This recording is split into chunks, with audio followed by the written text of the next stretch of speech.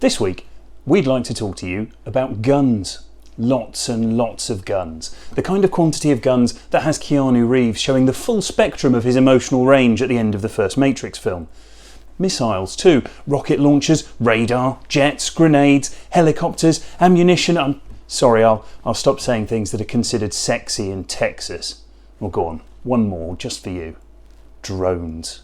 You liked that, didn't you? Filthy boys and girls. Right now, somewhere in San Antonio, there's a 37-year-old incel neckbeard in his mother's basement who's just been forced to wipe his own effluence from his bare chest with his prized Dixie flag. We're also going to talk about oil, another word doubtless keeping genitals turgid for our American viewers, as well as famine, desolation, war, and mostly hypocrisy. Hopefully those last four are less sexy, but considering the state of humanity right now, I guess you just never know. What uniquely weird topic is it that unites all of these things? The methods of violently ending the lives of others, the decayed dinosaurs, the humanitarian tragedies, and the casuistry? The answer to that is, astonishingly, the UK's very own designated survivor, Dominic Raab.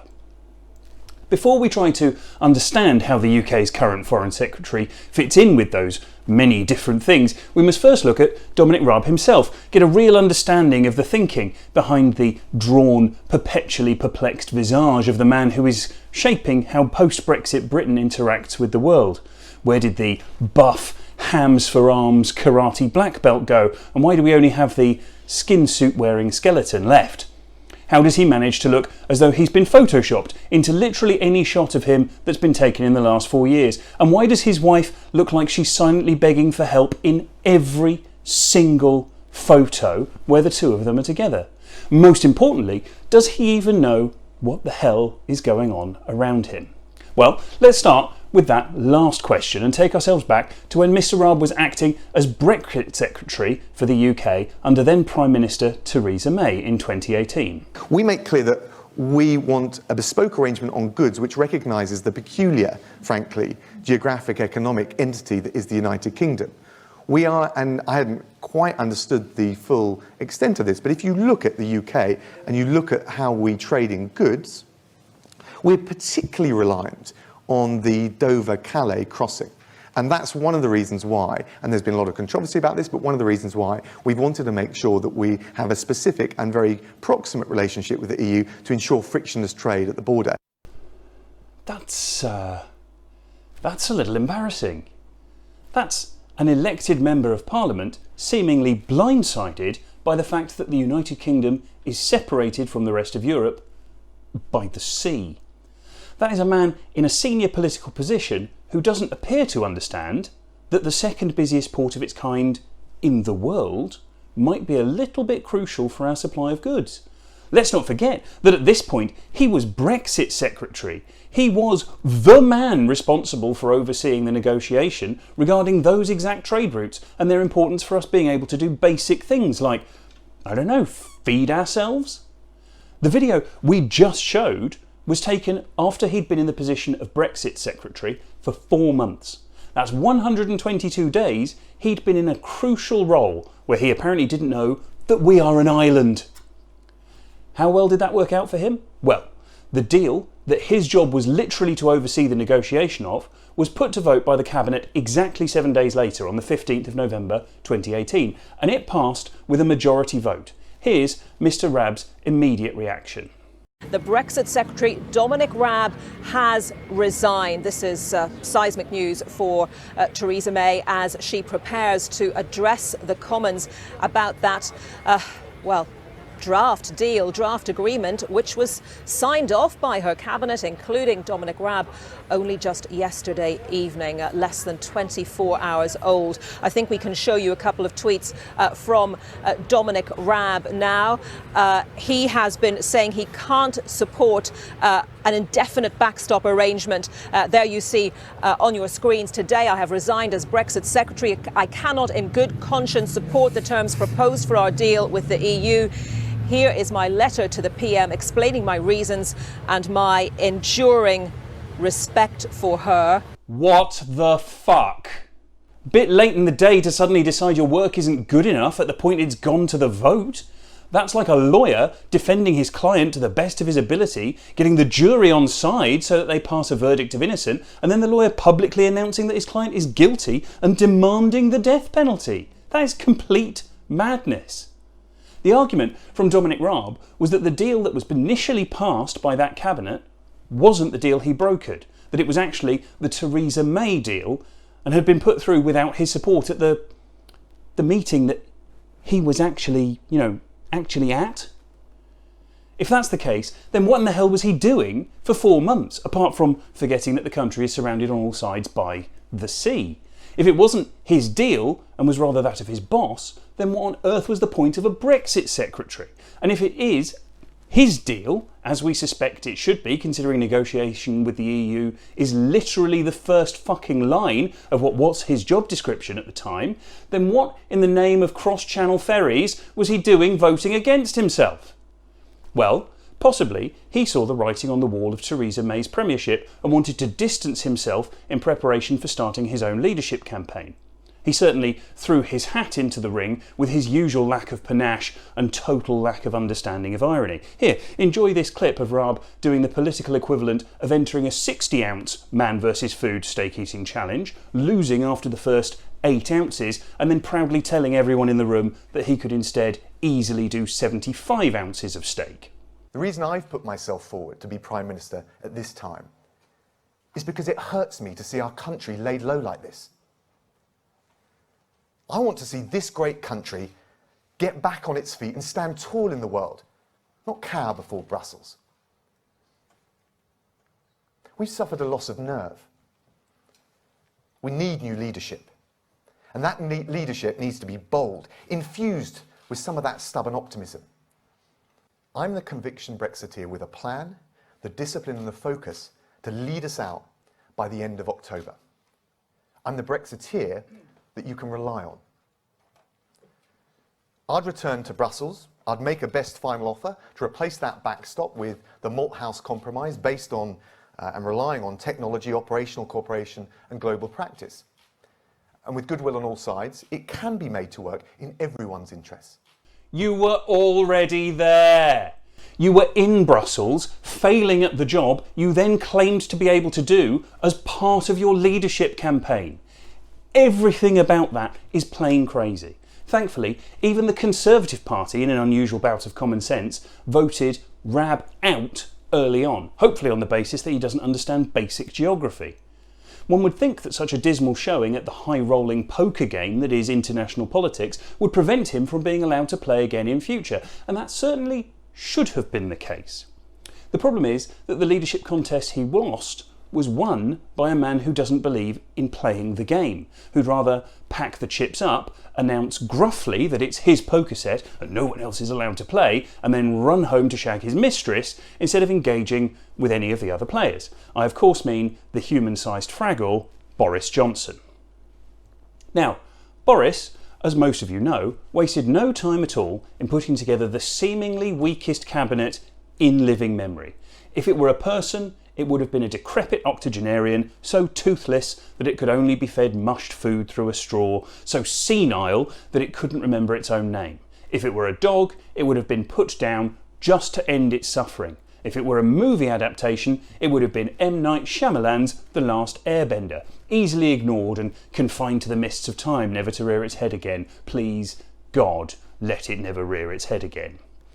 Sadly, this cabinet was none of those things. It was supposedly a functional representation of democracy in Great Britain, destined to forge the path through the quagmire of Brexit. With such lofty goals, who should Boris, our floppy-haired gadabout turned political juggernaut, put into his most crucial of positions, considering the underwhelming nature of the rest of his chosen few? Of course, it could only be Dominic Raab. Since that ignominious day in the long-forgotten past of July 2019, a fair number of things have happened, 2 of which are significant to what we're talking about tonight. Firstly, our relationship with the EU has continued to deteriorate, and there is no sign of that changing. In fact, quality of communication between the two sides is now so poor that Michel Barnier's opinion of politics in Westminster has reached a deep enough low that he would qualify for Scottish citizenship just on that basis alone. Here he is on the 5th of June talking about the breakdown in discussions. See if you can spot the point where he goes off script and he allows just the tiniest hint of frustration through. The Barnier storm, if you will. We engaged in this negotiation on the basis of a joint political declaration that clearly sets out the terms of our future partnership. This document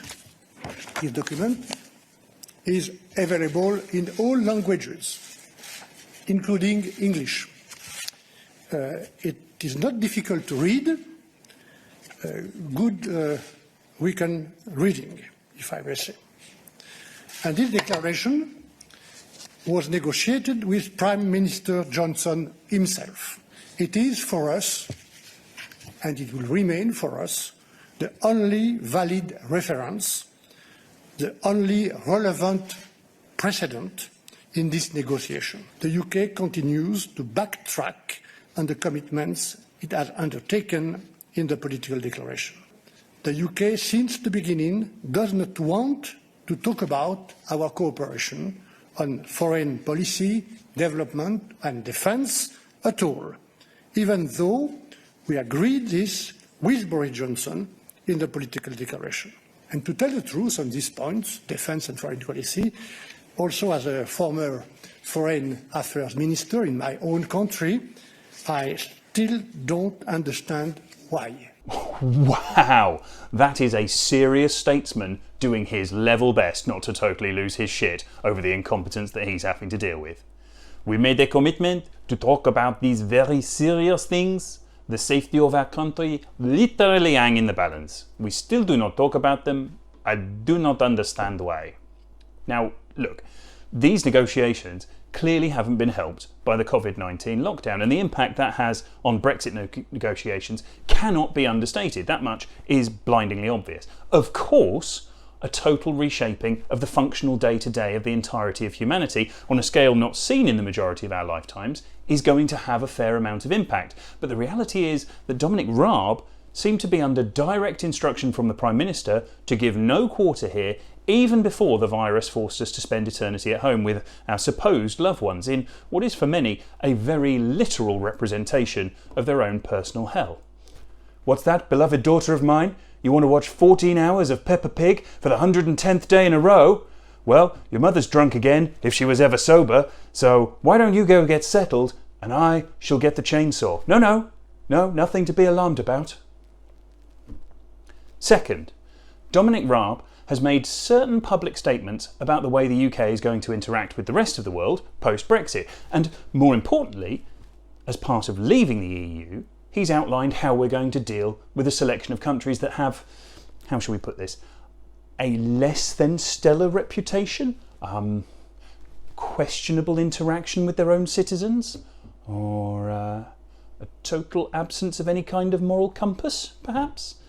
The list of countries includes Myanmar, formerly the British colony of Burma, Russia, Saudi Arabia and North Korea.